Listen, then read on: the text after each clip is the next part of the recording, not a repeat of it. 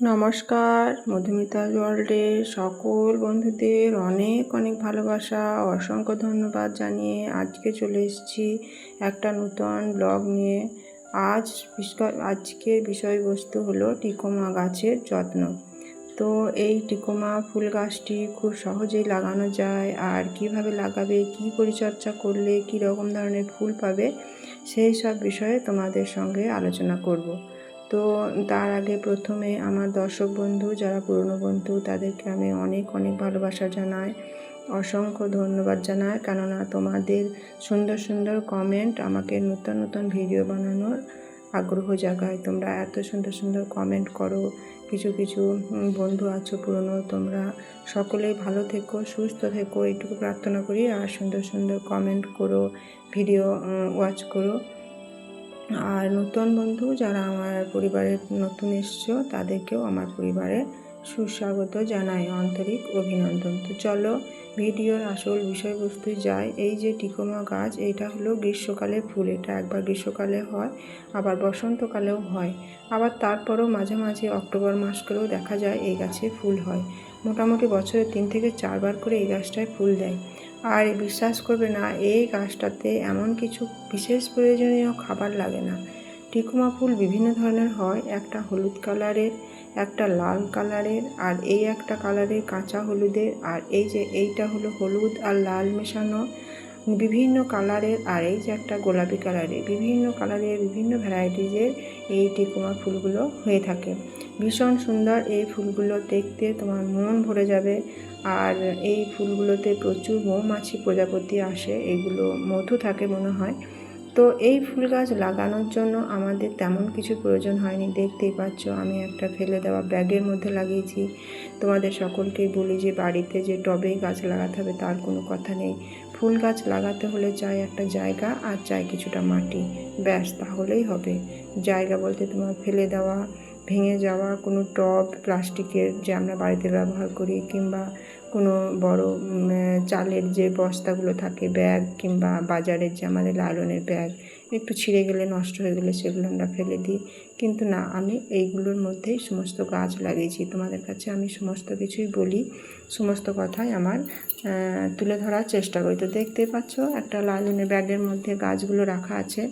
এই গাছগুলো যত্ন বলতে বছরে একবার এই গাছগুলো মাটি সমেত সমস্ত যেটাকে বলে রিপোর্টিং করা, বের করতে হয়। আর প্রচুর শিকড় হয়ে যায় এই গাছের, এই শিকড়গুলো একটু কেটে দিতে হয়। যে ছোট্ট ছোট্ট শিকড়গুলো থাকে সেই শিকড়গুলো একটু ছাঁটাই করতে হয়, আর মাটিটা একটু খাবার দিয়ে মিশিয়ে দিতে হয়। ব্যাস, সারা বছরের মধ্যে এর এই একটাই পরিচর্যা।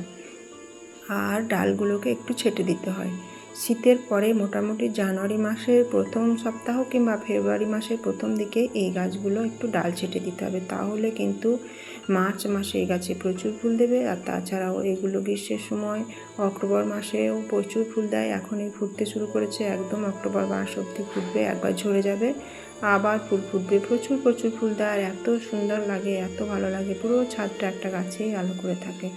তো যেটা বলছিলাম, এইভাবে গাছে একবার করে রিপোর্টিং করতে হবে বছরে।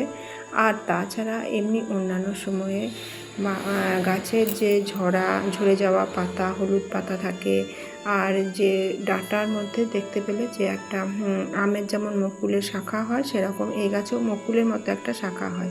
যে শাখাগুলো ফুল ঝরে যাবে, শুকিয়ে যাবে, সেগুলো একটু ঝরে দিতে হবে, শুকনো পাতাগুলো একটু ঝরিয়ে দিতে হবে। মোট কথা গাছটাকে পরিষ্কার পরিচ্ছন্ন রাখতে হবে। আর এইভাবে একটু করে গাছের গোড়াটার মাটিগুলো খুঁড়ে দেবে, ঠিক এইভাবে। আর তারপর আমি একদম ঘরোয়া উপায়ে বানানো একটা সার এখানে দিই, চলো তোমাদের সাথে সেটা শেয়ার করে দিই।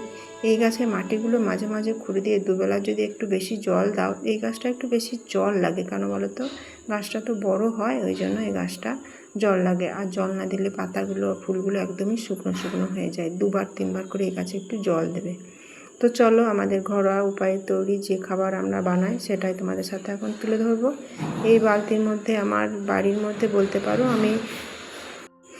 পারো বাড়ির কোনো জিনিস আমি ফেলি না। যে সমস্ত ব্যাগ বাজারের থাকে কিংবা চালের ব্যাগ, সেগুলোর মধ্যে আমি মাটি ভরে গাছ লাগাই। আর এই যে ফেলে দেওয়া সবজির খোসা, এগুলোর মধ্যে আছে পেঁয়াজ, রসুন, শাক পাতা যেগুলো আমরা বাদ দিই মানে রান্না করার আগে যে অংশগুলো, সেগুলো আমি নিয়ে এসে এই বালতির মধ্যে রেখে দিই। আর তারপর এখানে সামান্য জল দিই। জল দিলে কি হয়, এই অংশগুলো পাতার এই সবজির এই অংশগুলো পচন শুরু হয়, আর অনেক দিন ধরে পচে যাওয়ার ফলে মোটামুটি 1 সপ্তাহ ধরে তখন এইভাবে এটা এরকম রং হয়। কিন্তু এটাতে প্রচুর ভিটামিন আছে, প্রচুর খাবার আছে। এটা সরাসরি গাছে দেওয়া যাবে না। এই 4 গ্লাস মতো, মোটামুটি 1 লিটার হলো 4 গ্লাসে। এখানে আমি 5 এই বালতিটা 6 লিটারের, এখানে আমি 5 লিটারের জল দেব। মানে 1 লিটার পাতা পচা জলের সাথে 5 লিটার জল মেশাতে হবে। এটা 6 লিটারের বালতি দিয়ে তারপর এটা গাছে দিতে হবে। সমস্ত গাছে দিতে পারি এটা, আমরা যে কোনো সবজি গাছ কিংবা ফুল গাছ দেখে দিতে হবে, সব গাছে বেশি দিলে হবে না।